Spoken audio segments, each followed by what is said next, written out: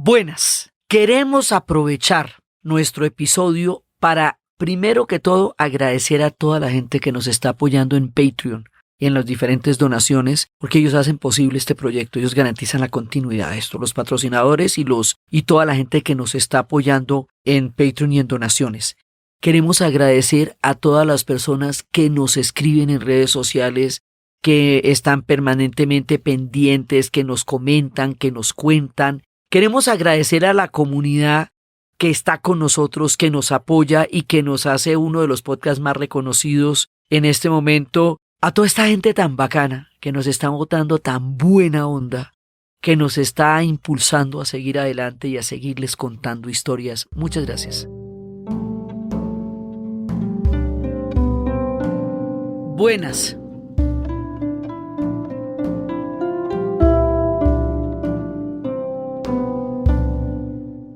Hoy vamos a continuar con nuestra segunda parte del viaje a Turquía. Ya queda claro que van a ser 3, definitivamente. Entonces hoy vamos a hablar de la Turquía turca. O sea, de todo lo que tiene que ver con las historias concomitantes, con el mundo turco, con el mundo turcomano, con el sufismo y también con la gran modernización de Turquía por Mustafa Kemal Pasha. Y en la tercera y última parte de nuestro viaje vamos a hablar de la Turquía griega y vamos a terminar con el problema de Chipre, que es precisamente esta coalición histórica entre el mundo griego y el mundo turco que mantiene a Chipre en el limbo de las dos historias. Entonces ese es nuestro viaje a Turquía. Quiere decir que hoy vamos a estar en Capadocia, vamos a ir a Konya y vamos a ir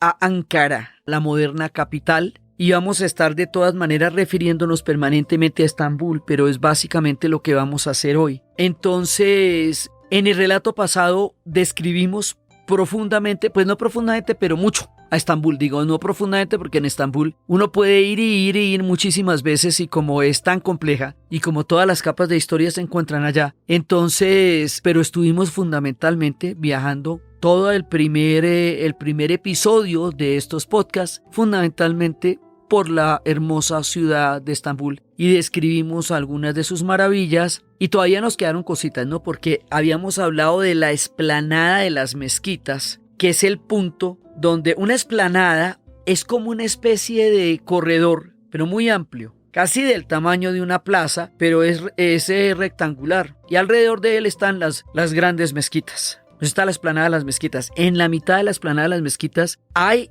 una fuente. Esa fuente ellos dicen que es la fuente más cara que tiene Turquía porque les costó el imperio. Porque esa fuente se la regalaron los alemanes. Y se la regalaron los alemanes como obsequio por el pacto que hicieron los turcos con Alemania, lo que los lleva por una vieja relación a participar en la Primera Guerra Mundial del lado de los alemanes, lo que hará que pierda la guerra a todo el mundo. Los alemanes, los austrohúngaros, toda esta parte perderá la Primera Guerra Mundial y eso nos va a llevar a la disolución del Imperio Turco-Otomano y nos va a llevar al fin de todo este mundo que existía ahí. Entonces, esto para ellos por eso dicen que es la fuente más costosa, porque ellos, como si su historia no hubiera sido suficientemente movida, participaron en la Primera Guerra Mundial, murieron en una gran medida, tuvieron una gran victoria, pero una gran victoria que se llamó Gallipoli. Una batalla que dirigió Ataturk, hablaremos en este capítulo de Ataturk, y que fue un desastre para los ingleses, para los australianos y para los neozelandeses, en una que conformaban unos cuerpos de militares que se llamaban los ANZACs, Australian and New Zealanders, y fueron totalmente heroicos allá, pero quedaron arrasados por los turcos en la batalla de Gallipoli. Hay una película con Mel Gibson, del otro lado de esta historia, triste,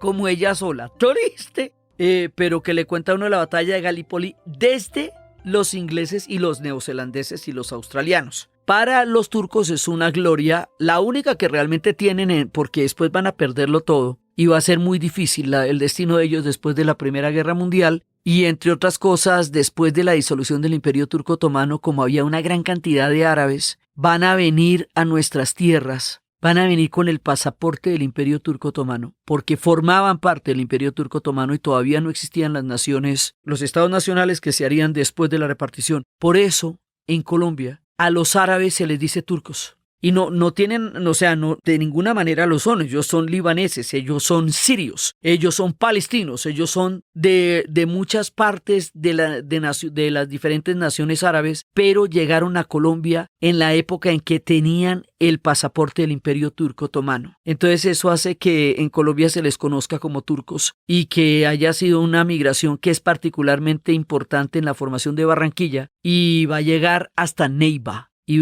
es una de las vertientes de la historia de este país, es la migración, la gran migración que llega acá después de la disolución del Imperio Turco Otomano. Pero entonces, bueno, todo eso está pasando. Debajo de la explanada de las mezquitas hay una cosa de dar alaridos. Esto es una cosa que uno no se imagina. Y es que debajo de la explanada de las mezquitas uno baja unas escaleras. Y en esas escaleras se va a encontrar con una gran cantidad de columnas griegas de todas las formas, con todos los dioses, medusas y todo el combo de las religiones hoy llamadas mitología griega, y están todas bajo el agua. Entonces uno dice, ¿y esto qué es? Pero es una cosa, hay películas de James Bond filmadas ahí, una persecución de una de las películas de James Bond es filmada ahí, eso tiene una luz especial y todo está en bajo agua, entonces uno camina sobre puentecitos. ¿Es eso qué es? El acueducto romano.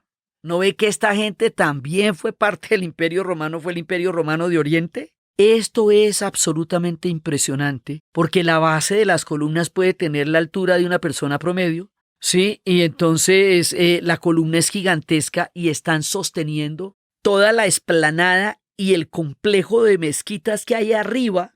Lo están sosteniendo las columnas de que fueron parte del acueducto y eso está lleno de arcos, como era la construcción de los acueductos del Imperio Romano, pero lo construyeron trayéndose las estatuas de diferentes partes de Grecia antigua y utilizándolas como pilares para el acueducto. Eso se llama la Basílica de las Cisternas. Y eso es un espectáculo descomunal. O sea, es que Turquía es por arriba, abajo, debajo y por donde uno se vaya. Entonces, eso digamos para contarles que está uno en ese momento. Y era lo que les había dicho que nos hacía un poco falta describir de la ciudad de Estambul. Y que además, lo que les digo, es una ciudad sumamente moderna, bulliciosa, frenética, una ciudad cosmopolita. Y una ciudad muy potente en todo sentido y el encuentro de las dos. Y habíamos hablado de Un toque de canela como la película que hay que ver para amar a Estambul y de Pamuk como el escritor que nos lleva de la mano de allá.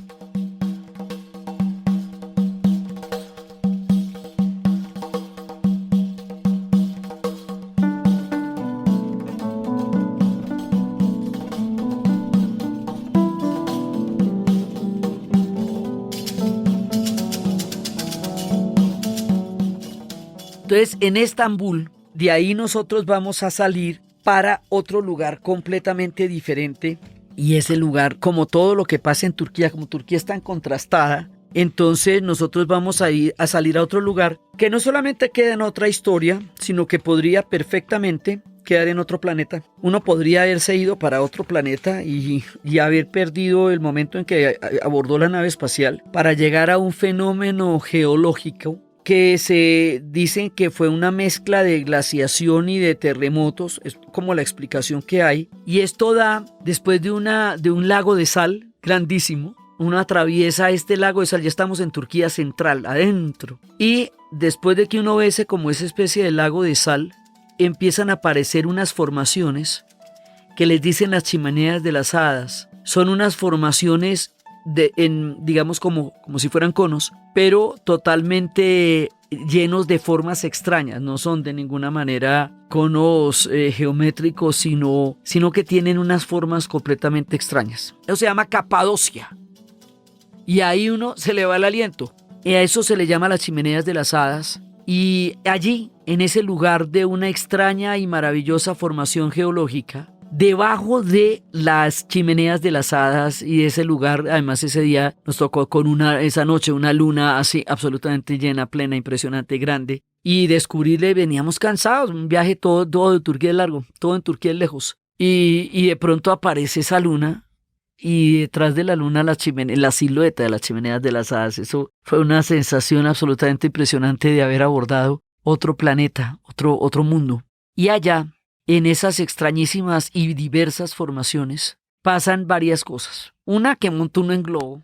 Ay, ¿cómo le parece montar uno en globo sobre esa? O sea, montar en globo es extraordinario. Montar en globo es muy, muy, muy bonito porque es ver el mundo con los ojos de Dios, como dicen en África Mía, la película. Y resulta que uno ve todas las chimeneas de las hadas y la maravilla de todo lo que está pasando allá y esas formaciones geológicas tan particulares, tan extrañas, tan únicas, tan difíciles de ver en cualquier otro lugar del mundo. Y el globo los va recogiendo así con toda la delicia que es montar en globo. Yo tuve la oportunidad de montar en Capadocia y luego en Egipto sobre el Valle de los Reyes. Y eso es una experiencia increíble. O sea, si alguna vez en la vida tiene la posibilidad de montar en globo en alguna parte, hay que montar en globo. Eso es muy bonito. Entonces, que madrugar mucho porque salimos muy temprano y es maravilloso. Es una experiencia absolutamente maravillosa. Lo reciben a uno con champaña y le dan certificado de que uno montó en globo en Capadocia. Eso es una cosa más bella, pero además cuando uno desayuna ve todos los globos de todos los colores sobre el valle de la Capadocia. Eso es una cosa absolutamente bella. Pero no hay nada allá que no tenga una historia densa. Entonces resulta que debajo de las chimeneas de las hadas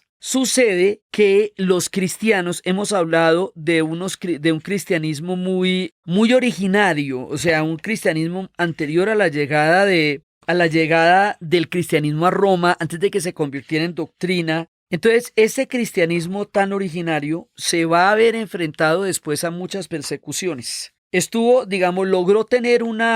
Logró tener una etapa relativamente holgada durante la época de Bizancio, porque pues eso era el Imperio Romano de Oriente y de todas maneras esto era cristiano. Pero con la llegada del Imperio Turco Otomano, con lo que va a ser la caída de Constantinopla, este cristianismo va a ser perseguido.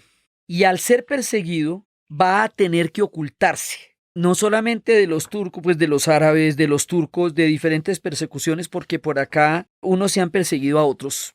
Entonces, ahí en esas persecuciones, ellos lo que hicieron fue que hicieron unos huecos, unas ciudades, pero cuando te digo ciudades, te estoy diciendo que hicieron ciudades de 5 pisos por debajo, ciudades absolutamente hechas en esa roca, que bajan y bajan, catacumbas.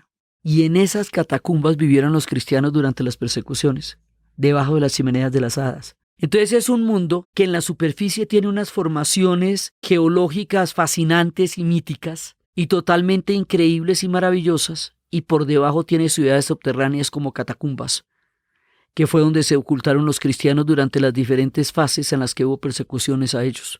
Entonces, en la Capadocia, pues como esa es una de las joyas, digamos, de las cosas más bonitas que tiene Turquía, entonces, pues, el turismo allá, cuando yo hablo del turismo y hablo de todo eso, estoy hablando del mundo anterior a lo que estamos viviendo ahorita, entonces no me hago responsable de lo que pase de aquí para adelante. Y eso que Turquía ha tenido un manejo muy, digamos, le ha ido bastante bien, relativamente hablando, con la pandemia, porque ellos habían tenido un brote de sarampión muy fuerte hace 3 o 4 años, entonces ya habían desarrollado sistemas de detección de contagios, lo que hace que ellos no hayan tenido que tener confinamientos gigantescos, sino muy zonales, muy focalizados, porque ellos eso ya lo tienen inventado. Entonces les ha ido bastante bien porque pues ya lo habían tenido antes y entonces lo saben manejar. Pero desde el punto de vista del turismo, que es como la manera como nosotros fuimos, pues no tengo ni idea cómo ir a hacer eso de aquí en adelante. Pero en ese momento, en el momento de los relatos de todos estos viajes que son anteriores a este extraño presente de ciencia ficción en el que hemos estado viviendo, en ese momento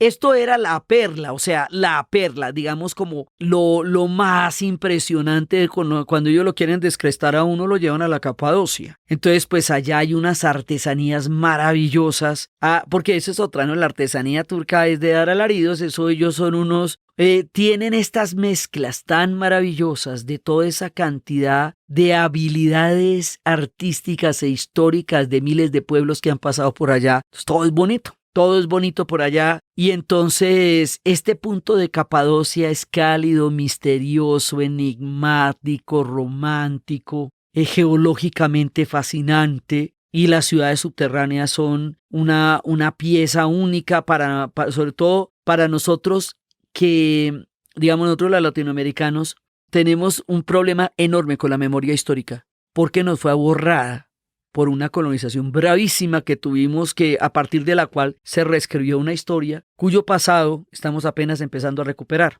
Entonces nosotros nos pierde la memoria histórica en los últimos 5 o 6 generaciones. Esta gente la tiene clara de dónde vienen. Entonces estos pueblos tienen memorias que se remontan a 2000, 3000 o 4000 años sin problema. El pasado y el presente, y esto vale para el Medio Oriente también, están para ellos, digamos, a la orden del día. Porque viven en distintos tiempos históricos ellos también, con todo lo que les ha pasado. Entonces, incluso viven en tiempos geológicos, que es lo que es la Capadocia.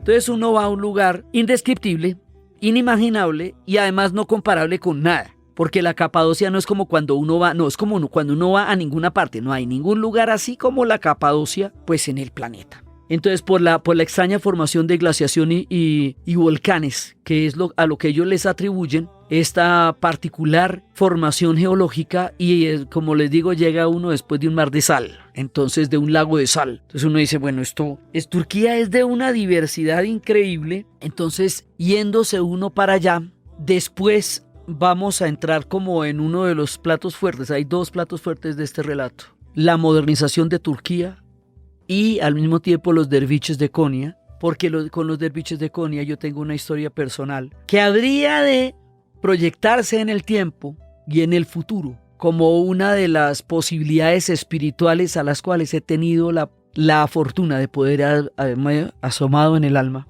Entonces resulta que después de eso nos vamos. Estos son, como les digo, 2 viajes. Entonces en unos fui a unos lados y en otros fui al otro. Vamos a hablar del momento en que llegamos a Ankara.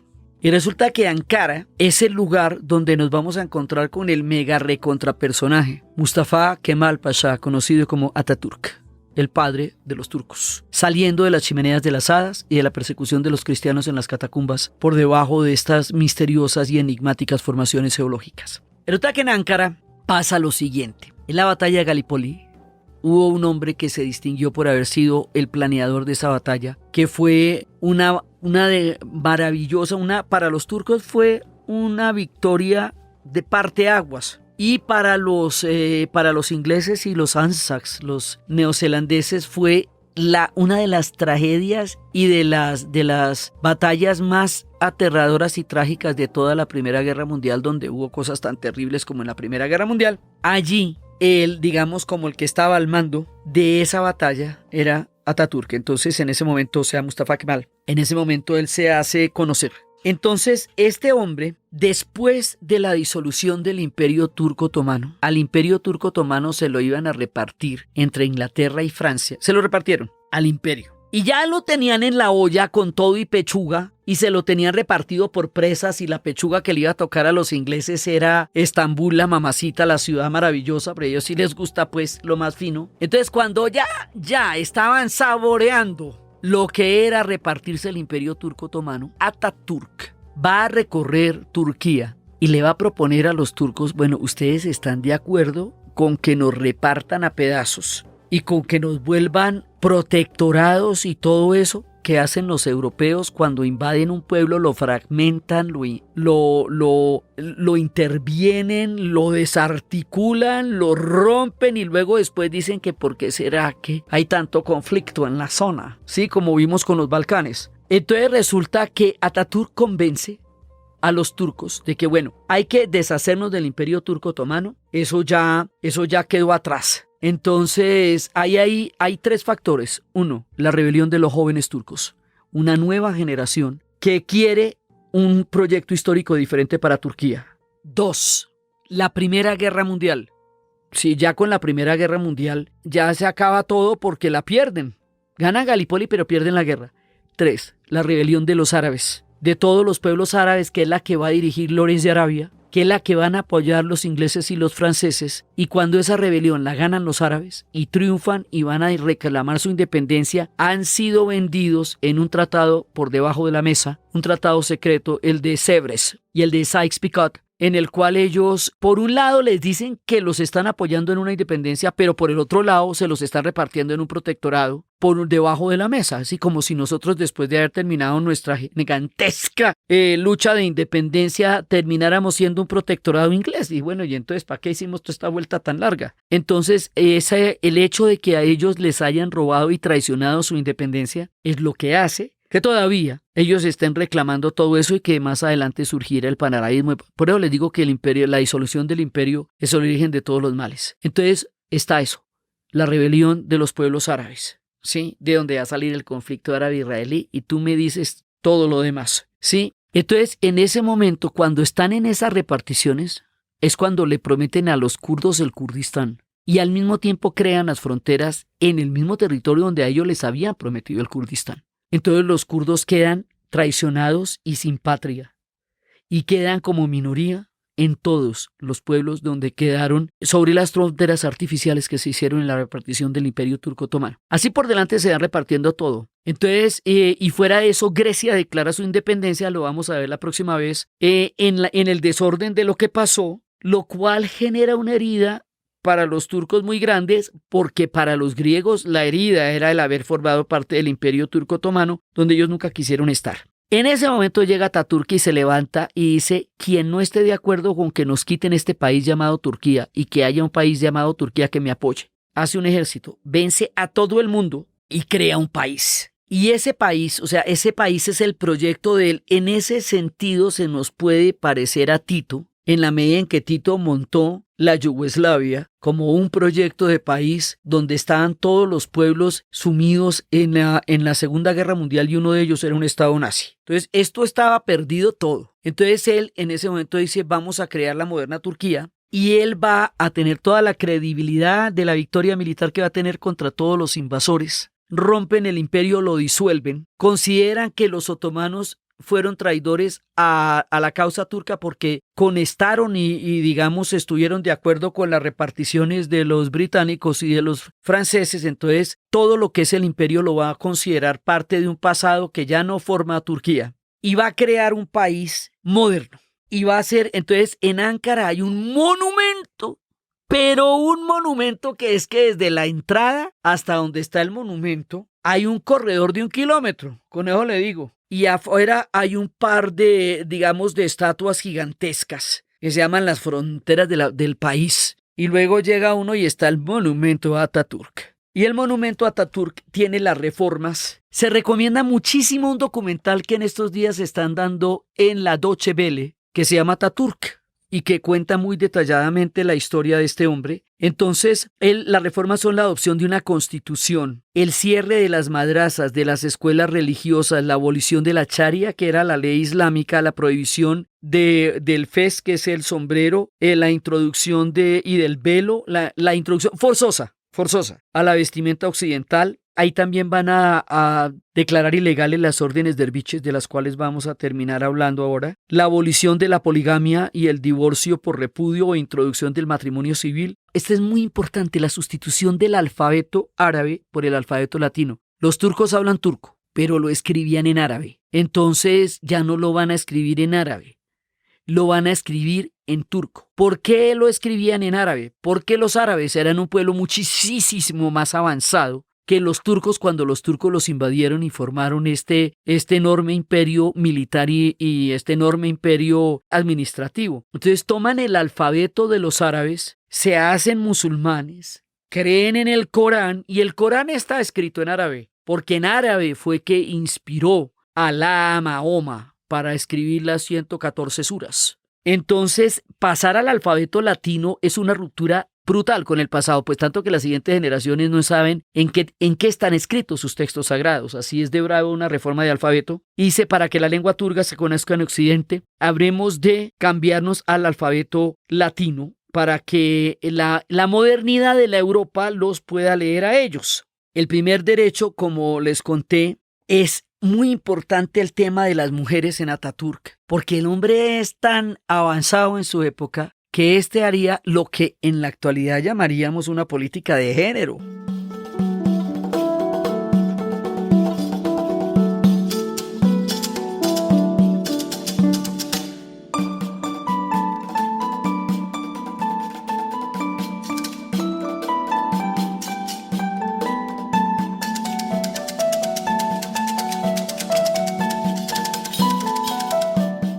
¿Eso qué quiere decir? Ataturk era su mamá, él se crió con una mujer viuda que tenía 4 hijas y a él le tocó en vivo y en directo todo lo que era la dureza de la vida de las mujeres y fue particularmente sensible a todo lo que sufrían las mujeres de discriminación, de exclusión, de todo, y entonces él, por esa condición de hijo y hermano, por haber vivido de primera mano todo eso, va a ser una reforma para las mujeres, la reforma. Pero es que en esa época todavía en Occidente no se había hecho. O sea, todavía en Occidente la mujer estaba muy rezagada para lo que está pasando en Turquía. Entonces, el primer derecho es el apellido. La saca de los harem y le da un apellido. Les da el derecho al voto. El derecho al voto, imagínense, después de que hemos hablado aquí de las historias de las mujeres y lo complicado que fue el derecho al voto, incluso en Inglaterra, que pues tocó después de la Primera Guerra Mundial, en Colombia se va a dar en 1951, o sea, esto es avanzadísimo, las hace ciudadanas. El matrimonio, digamos, el divorcio por repudio era que si a una mujer se le decía 3 veces te repudio, quedaba disuelto el vínculo matrimonial y la mujer quedaba en la calle. Entonces, o mejor dicho, quedaba en muy malas condiciones. Entonces, o sea, le da derechos a las mujeres. Le da derechos, le va a dar derechos dentro del matrimonio, le va a dar derechos civiles, le va a dar ciudadanía, le va a dar derecho al voto, educación, alfabetización, prohíbe el velo en las universidades, le da derecho a entrar a las universidades. Las mujeres se van a volver periodistas. Entonces las mujeres lloran hablando de Ataturk. Ambas, las 2 guías de los 2 viajes, hubo una que se le aguaban los ojos, porque todos los derechos que tienen en este momento las mujeres en Turquía los tienen por Ataturk. Y eso era muy avanzado porque en Occidente todavía no se había, sí, ya existía el sufragismo, pero todo lo que se va a conquistar después en los años 60, en el feminismo ya articulado al movimiento de la contracultura, ya lo tenían las turcas en la época de Ataturk en una gran medida y era de los harems y de un islam profundo y poderoso. Entonces ellas podían votar y ser votadas y él se va a enamorar de una mujer súper liberal que era de Esmirna y que quería, ella tenía, eso lo cuentan en el documental, ella tenía un camafeo con la cara de Ataturk. Y ella decía que se iba a casar con el hombre que liberara a su tierra, Esmirna. Y cuando él lo conoce, pues se encuentran y se enamoran. Y esa va a ser como la mujer de Ataturk. Pero ella era liberada, pero tal vez como mucho. Entonces Ataturk, con todo lo liberado que era, le pareció ya demasiado libre para él y termina divorciándose de ella. Pero ella fue como la mujer de Latifar. Entonces Ataturk empieza, lo que les digo, es un tipo que tiene es muy, muy avanzado y es muy, muy visionario. Entonces la occidentalización fue muy brava, entonces ya no es el viernes el día sagrado, porque el viernes es el día sagrado del Islam, sino que va a ser el domingo. Establece la posibilidad de representar la figura humana, cosa que es prohibida en el Islam. Levanta la prohibición islámica del alcohol, introduce los apellidos hereditarios en lugar del nombre único de tradición árabe. Cada una de estas reformas que les estoy leyendo tiene un cubículo dentro del monumento a Ataturk. Es decir, uno entra y en cada una de ellas hay como un cuartico y tú entras en cada uno de esos cuarticos y ahí te van contando cada uno de los pasos de la reforma. O sea, el monumento a Ataturk en realidad es la explicación de la reforma. Entonces, pues este tipo hace de Turquía un país, hace de Turquía una potencia, hace de Turquía un país que hoy por hoy es, digamos, un país absolutamente importante en el contexto de Europa. La va a meter a la OTAN. Ellos van a ser una pieza clave en la Guerra Fría, como hemos de suponer. Y resulta que a Turquía, él no la metió a la OTAN, él murió antes, pero Turquía se metería a la OTAN dentro de este proceso de lo que va a ser la modernización de Turquía. Ahora, esto cuesta, tiene unos costos muy bravos. porque por un lado prohíbe las religiones para ser un país laico, entonces cierra todas las órdenes, las madrasas, las mezquitas, y convierte las mezquitas en museos, y acaba con las órdenes religiosas, incluidas las órdenes del sufismo. Entonces, como él no era un hombre espiritual, no creía que la espiritualidad fuera necesaria para otra gente, y esta gente tiene unas historias de espiritualidad muy antiguas. Eso fue brutal. El cambio de alfabeto para los calígrafos, que habían hecho toda su destreza, la caligrafía árabe sagrada, porque es en la que está escrita el Corán. Entonces, la caligrafía es una de las artes más espirituales y poderosas de la civilización árabe. Bueno, entonces, por un lado. Por el otro lado, esto a nivel de las costumbres. Pero es que resulta que este discurso es turco, turco, turco. Luego toda la diversidad del Imperio Otomano va a quedar borrada en el proyecto de la moderna Turquía. Entonces, en el tiempo en que él estaba en la batalla de Galípoli, en ese momento, dentro del contexto de la rebelión de los jóvenes turcos y en ese proceso de transición del final del imperio, va a suceder el genocidio armenio.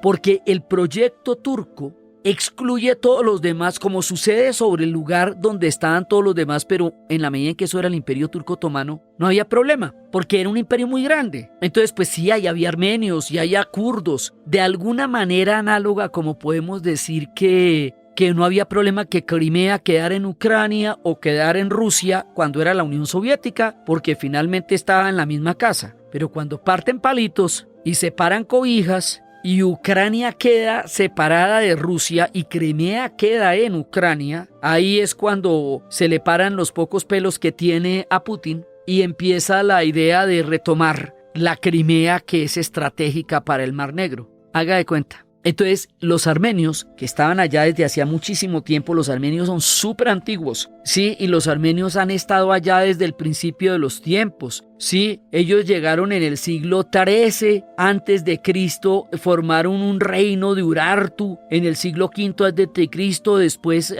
cuando Alejandro llegó, estos manes ya estaban allá hace rato. Y finalmente, después de una gran cantidad de momentos y de pueblos que les han pasado por encima, quedan repartidos entre los persas y los turcos. Entonces, una parte va a estar en Persia y otra parte va a estar en Turquía, y más adelante eso va a terminar siendo una república soviética por todas estas cosas de los avatares de los imperios de esa zona. Total, para formar esta Turquía, a los kurdos les quitan la posibilidad del Kurdistán, que ya está desde el momento en que les quitan la promesa del Estado que ya les habían dado, que se la incumplen. Entonces los kurdos ahí no pueden ser kurdos, tienen que ser turcos. Si son kurdos, eso está negado a la identidad. La palabra separatismo es ilegal, o sea, a ti te pueden llevar preso por decir la palabra separatismo. Entonces ahí se nos forma el problema kurdo, que, como les digo, es regional, grandísimo, sí, pero la parte de Turquía es una parte grave del problema kurdo. Los armenios van a sacarlos en un éxodo muy grande. Y ese éxodo fue tan brutal y murió 1 millón de armenios. Para los armenios, eso es el genocidio armenio. Y en el programa de la Ruta de la Seda, yo les había contado que en Isfahán, en Irán, encontramos un museo donde están todas las pruebas de ese genocidio, de dónde salieron, de qué comunidad, las fotos y todos los objetos que dejaron atrás. Atatürk no lo hizo. Supo que pasó, pero no lo hizo. Y de aquí en adelante va a haber una versión oficial. La versión oficial es que eso fue un éxodo como parte de los daños colaterales o las consecuencias de la repartición y del fin del imperio, pero no un exterminio programado. Es la versión oficial. Y es tan oficial que la guía nuestra en el primer viaje, que era una chica jovencita, pues nos tocó mandarla por allá a hacer un mandado mientras hablábamos de esto, porque uno no puede ir allá a calentarles el parche a los guías, porque uno no es de allá y ellos sí. Entonces ellos, por verdad oficial, no creen en el genocidio armenio, y el problema kurdo no lo enfrentan, y uno no puede llevar allá, no les lleva la contraria, porque ¿quién es uno para hacer eso? Entonces la manera de poder explicar todo esto sin que tuviéramos que confrontarla a ella era que nos metimos inclusive nos metimos en un salón que quedaba en un sótano del hotel donde estábamos para poder hablar de esto y no involucrarla a ella en un auto de fe, que es lo que significa creer en Ataturk. Entonces Ataturk ni lo hizo, pero sí supo, y él cubrió sobre el genocidio armenio una verdad oficial, que es la que hasta la fecha mantiene Turquía. Es una verdad oficial. Hay una película que se llama Ararat, que es Armenia, que le cuenta a usted ese cuento, y los armenios están en todas partes, inclusive cuando uno se los encuentra en Nueva York, ellos saben que aquí hay una ciudad que se llama Armenia, en el eje cafetero, en Colombia. Entonces, pero por hecho, esa es una historia tremenda, y esta gente es cristiana, desde los tiempos en que se estaban inventando todo eso. Entonces, en la versión oficial de Turquía tal cosa no existe. Sucedió un daño colateral, ellos manejan cifras de 200, 300.000 personas, que no es ninguna bobada, pero los armenios hablan de 1 millón. Y en Isfahán están todas las pruebas en un museo sobre el genocidio armenio. Esto es uno de los capítulos más sombríos de la historia de Turquía. Y el de otro, pues el de los kurdos, que es de nunca acabar, porque la lectura de Ataturk no da lugar a las diversidades de otros pueblos como ciudadanos turcos. ¿Sí? O sea, nada de eso. Entonces, pues hay una cantidad de peleas ahí que no se han, incluido la de los griegos, sí, que en un toque de canela vemos que el tema de los griegos es que no importa cuánto tiempo lleven allá, siempre son griegos y nunca llegan a ser reconocidos exactamente como turcos. Y eso siempre es una situación tremendamente inestable para ellos. Entonces, o sea, esto es de turcos para turcos. Ese es el proyecto de Ataturk. ¿A quién le dicen? Padre de los turcos. Ataturk.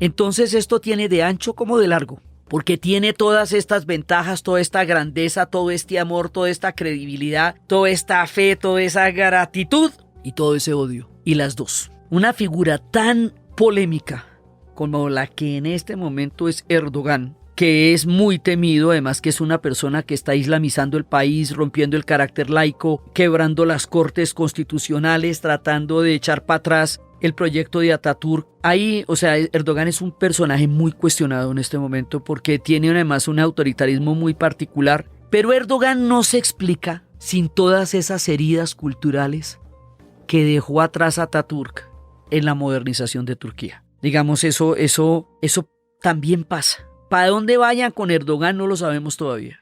Pero la gente del mundo de Ataturk, ya no, en este caso nuestra segunda guía, Sevda, una mujer maravillosa, ya Sevda temía digamos como el avance político en el parlamento de los islamistas, que llaman ellos, que eran los seguidores del partido de Erdogan, que eventualmente llegaron al poder, ¿sí? Unos años después de nuestro segundo viaje. Entonces, esto ahorita es de otro color, ¿sí? Pero esta sigue siendo todavía la Turquía de Ataturk, a pesar de todas las cosas que podrían estar o pueden estar cambiando. El proyecto es el proyecto laico aún todavía. Entonces resulta que por eso la figura de Ataturk, y la comparo con Tito, porque a Tito lo quieren mucho los yugoslavos y le tienen bronca a los serbios y le tienen bronca a los croatas y le tienen bronca al mismo tiempo, ¿eh? Entonces es un hombre adorado por aquellos cuyo proyecto histórico él dirigió y odiado por aquellos que pagaron el costo del proyecto histórico que él dirigió. Lo mismo pasa con Ataturk. Entonces, cuando Ataturk muere, esto es la cosa más impresionante del mundo. Eso se le hace en un funeral increíble. O sea, va a ser enterrado casi como un dios, pues, porque él es la figura baluarte de la construcción de la moderna Turquía. Y eso significa la ciudad de Ankara, porque cada imperio tiene su capital. La capital del imperio bizantino era Constantinopla. La capital del imperio turco otomano era Estambul. Y la capital de la moderna Turquía, la de Ataturk, es Ankara. Entonces Ankara es una ciudad moderna, tiene este monumento impresionante, tiene un museo de las civilizaciones que le digo, no es muy grande, pero están todas. O sea, las civilizaciones están allá en ese museo. Entonces, Ankara no es una ciudad así que uno diga, no, pues al lado de Estambul, es que al lado de Estambul eso, ser uno bonito no es fácil al lado de Estambul, pero ella representa la reforma de Ataturk. Entonces, pues no nos metemos en un relato sobre Turquía sin darle todo el espacio histórico que tiene Mustafa Kemal Pasha Atatürk. Y le recomendamos el documental porque el documental es una manera bastante seria y profunda de explicar la figura de Atatürk, que en estos días lo están dando. Y entonces vale la pena mirar todo eso. Todo tiene la cara de Atatürk. Y las banderas turcas, que además las banderas turcas decían que en la guerra con los griegos había un charco de sangre, dicen. Y que sobre el charco de sangre se formaba la figura de una estrella y una media luna. Y que de ahí sacó él la bandera roja con la media luna y la estrella. Otros dicen que la media luna es la media luna del Islam.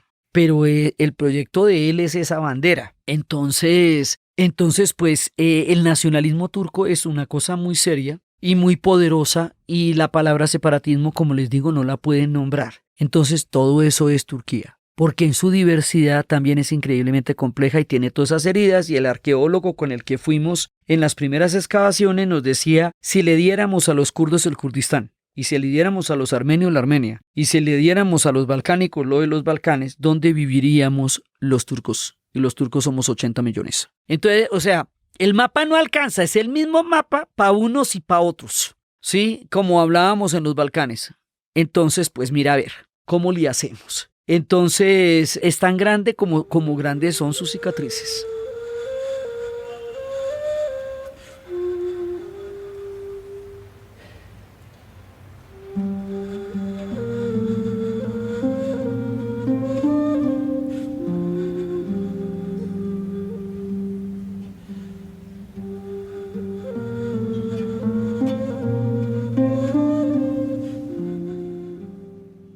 Entonces esa es, digamos, como la parte que tiene que ver con Ankara.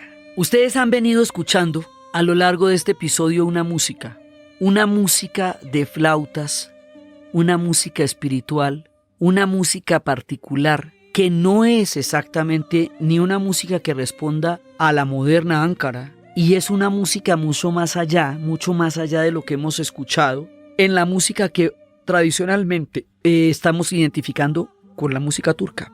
Eso que estamos escuchando es la flauta ney. Y esa flauta ney tiene una historia maravillosa. La persona que la canta va a ser una persona que ha sido amigo y maestro en el mundo espiritual del Sema y de los derviches, que es el que vamos a pasar a contar a partir de este momento, pero hay que contarles el origen de la flauta ney. Cuenta la leyenda que una vez un maestro le contó a un discípulo todos los secretos del universo. Pero le digo que no se los podía contar a nadie. Y el pobre discípulo se le hinchó la barriga de no poder contar los secretos del universo. Imagínate tú, qué cosa más miedosa. Y entonces se lo contó a un junco a la orilla de un lago. Le contó los secretos del universo al junco, porque si no los contaba a alguien, o si no los decía, pues se le estallaba la barriga. Imagínate que te cuenten los secretos del universo y no los pueda revelar. Más adelante pasó un pastor, cortó el junco y con el junco hizo una flauta.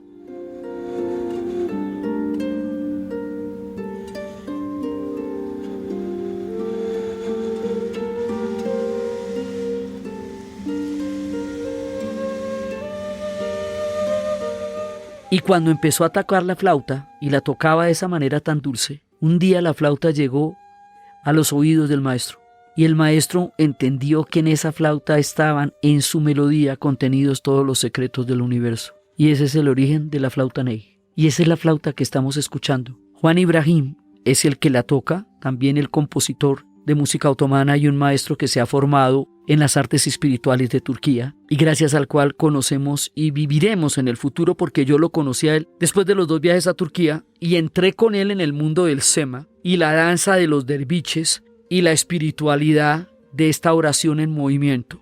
Entonces, primero les cuento la historia de él, porque él será el que le dé comprensión a lo que yo había visto allá desde el punto de vista de la espiritualidad. ¿Quiénes son los derviches? ¿De qué estamos hablando? Resulta que cuando les conté la historia de la ruta de la seda, yo les hablé de una antiquísima secta, un antiguo grupo del Islam, pues muy antiguo, muy anterior al Islam, que ellos eran persas y que después se convirtieron al Islam, que son los sufis.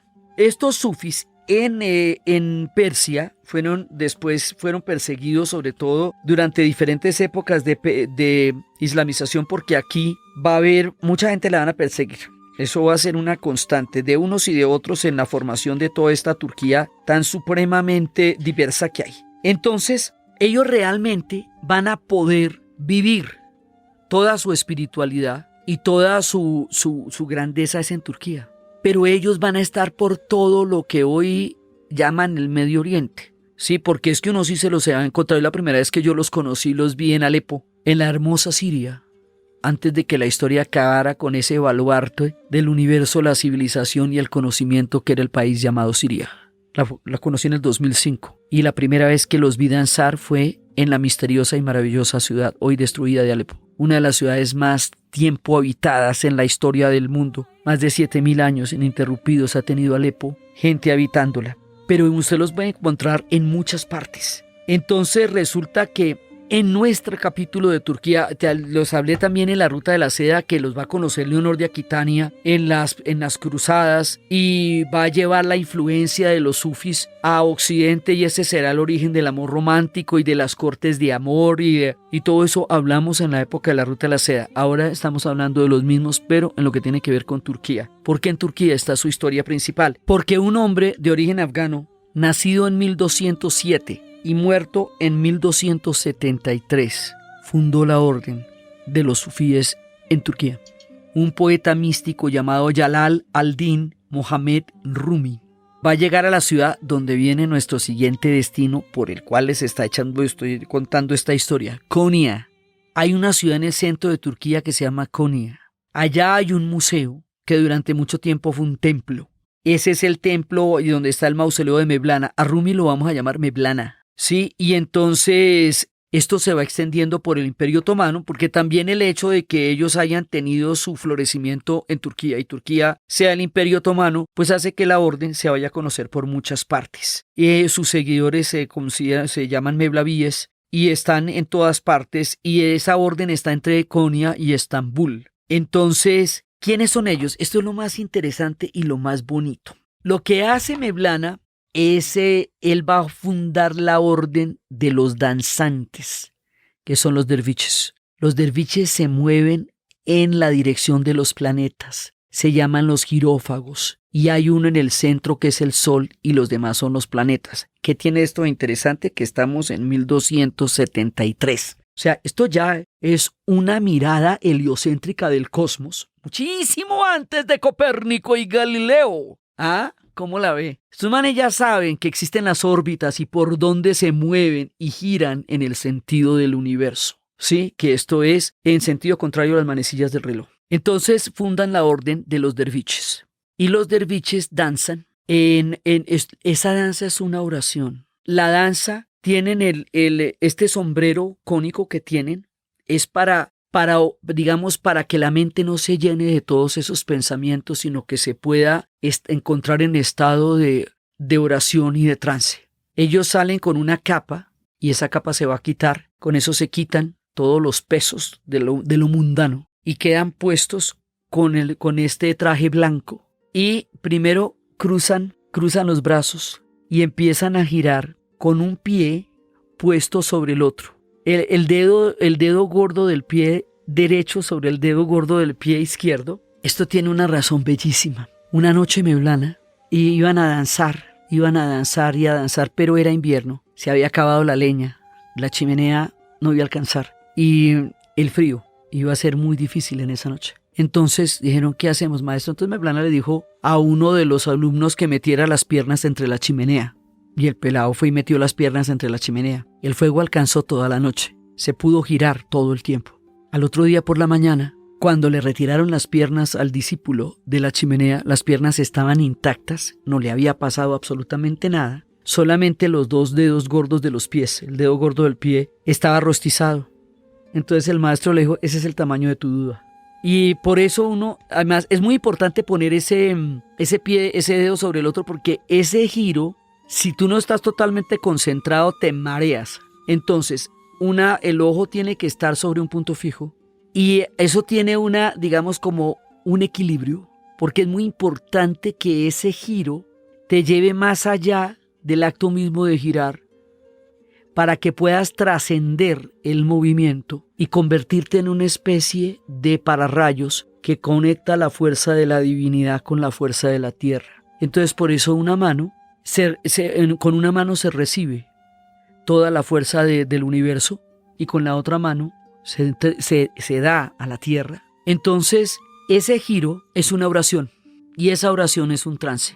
Y ese trance es un éxtasis, y ese éxtasis es un encuentro con lo espiritual. Para los sufíes, la manera de practicar la religión, la espiritualidad, es a través del éxtasis. Y la experiencia del éxtasis se produce a través de la danza y de la música. Por eso la flauta ney y la gente que está danzando, la gente que está tocando el bandir, porque hay unos instrumentos hermosísimos, unas especies de panderetas con unas cadenitas puestas detrás que dan un sonido hipnótico, están la percusión y todo esto, digamos, la misma música va a producir una espiritualidad y va a producir un nivel de trance. Entonces, ¿qué es lo que ellos creen? Ellos creen que el mundo es un océano de amor cósmico, que todo el universo está basado en el amor, que los seres vivos viven porque hay amor, que los niños son seres afectivos muchísimo tiempo antes de llegar a ser racionales. Un bebé necesita amor desde el momento del nacimiento, que el amor es conocimiento. Eso lo hemos dicho antes, pero lo desarrollo. La manera como se va a conocer una persona es a través del afecto. La manera cuando una persona se enamora de otra, necesita desesperadamente llegar a conocer a esa persona, sus hábitos, sus gustos, todo lo que esa persona implica. Y lo va a conocer con una rapidez asombrosa para poderse enamorar de esa persona. Es el conocimiento del amor. Como los sufis son alquimistas, no es que a uno le parezca que cuando uno está enamorado las cosas se ven más bonitas. No, es que el amor produce una alquimia que transforma la coloración del mundo por el efecto alquímico del conocimiento del amor. Por eso el mundo se ve más bello, porque se pone más bonito cada vez que las personas se enamoren.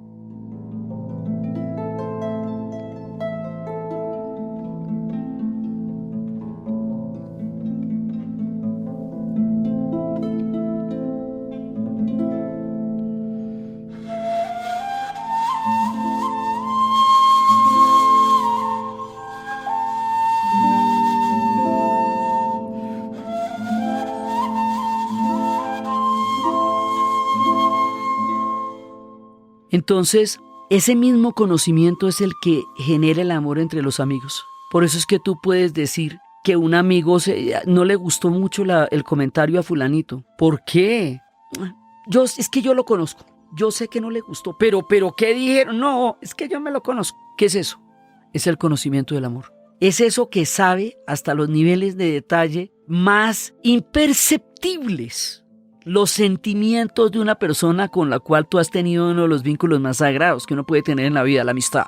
Entonces, ¿qué hace una madre para entender a un bebé durante el largo periodo de tiempo y tan crucial en que el bebé no habla? ¿Cómo hace para saber si tiene hambre? ¿Cómo hace para saber si tiene frío? ¿Cómo hace para saber si tiene sueño cuando el bebé solamente puede llorar? Ese es el conocimiento del amor. El amor le da el conocimiento para poder entender la naturaleza de la necesidad de una vida que depende de ella, solamente de ella. Entonces, pero esto va para las plantas y esto va para los animales. Y el amor es un fluido.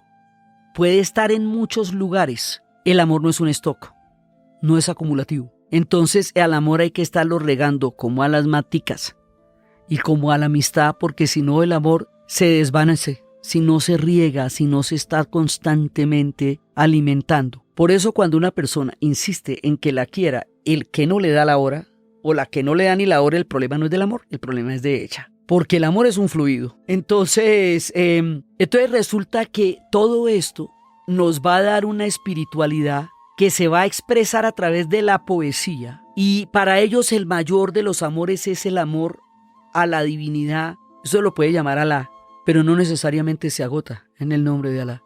Entonces es la divinidad, es el universo.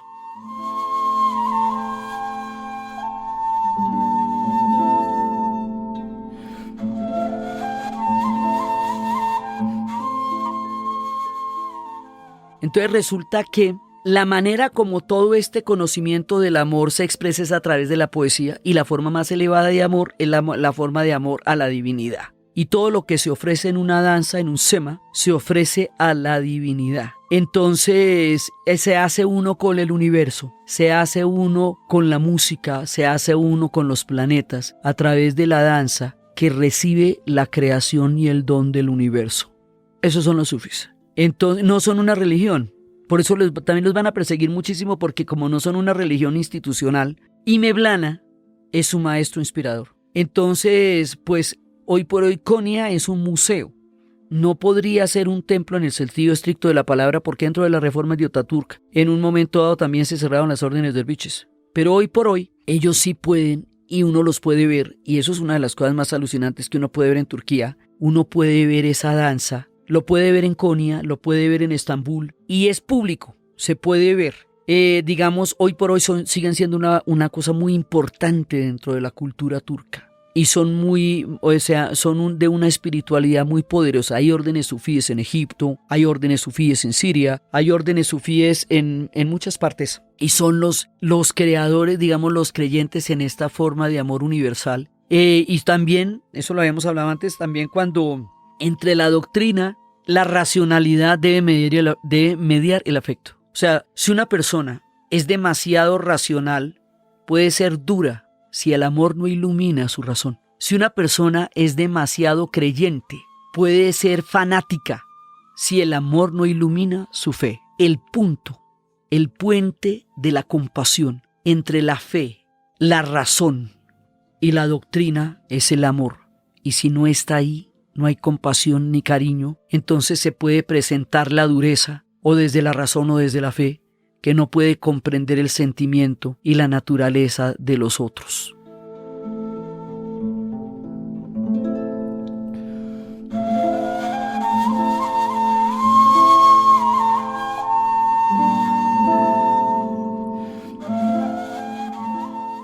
Ahí está el sufismo, y se expresa a través de la flauta ney, y se danza en este círculo que llamamos sema, y se expresa a través del universo. Cuando yo conocí a los derviches, en la vida y en la historia y a través, me impresionó muchísimo una espiritualidad que se traduce en el amor. Cuando los vi en Alepo quedé maravillada. Cuando los vi en Turquía quedé maravillada. Y luego conocí un personaje aquí en el barrio donde yo vivo, paisa él, que pasó buena parte de su vida estudiándolos, que toca la flauta ney, que es calígrafo y que me enseñó la práctica de esa espiritualidad de la danza sema, y que nos enseñó a un grupo de personas. Y entonces tuve la posibilidad de vivenciar, así como yo he llegado en los viajes a lugares donde mucho tiempo antes habitó mi alma, también en los viajes se me han presentado experiencias que luego la vida me permitiría llevar a la práctica. O sea, el camino inverso. Del viaje viene lo que después llegará a la vida. Porque los viajes puede pasar de todo. Pueden pasar cosas que después influyan en la vida. Durante 3 años practicamos esto. Y es una forma de espiritualidad, como muchas otras, de entender la pluralidad de la divinidad en el universo. Esos son los sufis, los derviches de Turquía y particularmente de Konya. Cuando llegamos a Konya es porque les cuento esta historia. Porque el epicentro de esto es Konya y también Estambul. Y todo esto pasa en Turquía, en la misma Turquía laica y en la misma Turquía moderna. Y en todas estas Turquías giran y gravitan todas estas espiritualidades. Aquí terminamos nuestro viaje. Pues esta parte, porque es que imagínese uno en Turquía se mete y eso, salirse allá es un camello. Entonces resulta que la próxima vez vamos a ver toda la Turquía griega y todo lo que tiene que ver el mundo griego allá, que es enorme y gigantesco. Y por lo tanto la tensión de Chipre entre estas dos grandes vertientes históricas. Hoy quería dejarlos con el pensamiento de Rumi y quería dejarlos con el amor como el punto de equilibrio entre los pensamientos, la razón, la fe y las relaciones humanas, como una manera de entender la espiritualidad del misterioso fluido del amor en la poesía y en la danza, como una práctica espiritual que hace que las personas sean más amables las unas con las otras, así como de simple. Entonces ahí los dejamos.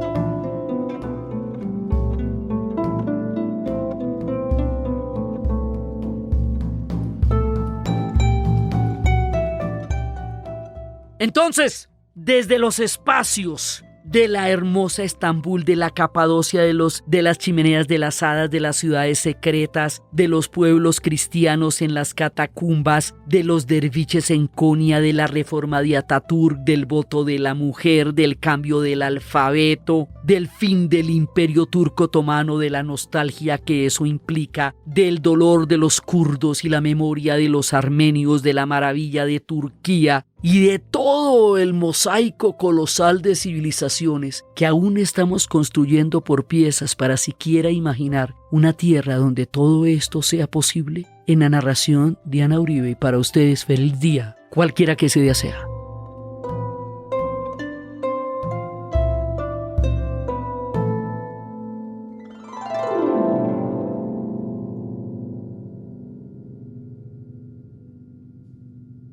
Quiero recordarles que en la página dianauribe.fm pueden encontrar las notas y el playlist de las canciones que mencionamos durante el episodio, para que las escuchen, para que las disfruten, para que se las oyen. Este podcast fue posible gracias a la ayuda del equipo de la Casa de la Historia, Diana Suárez, Milena Beltrán, y con la colaboración de Daniel Moreno. Fue grabado en Los Gatos Estudio y editado por Sebastián Payán de 070, y siempre con la ayuda fuerte y poderosa de Santiago Espinosa Uribe y Laura Rojas Aponte de Podcast Cosas de Internet.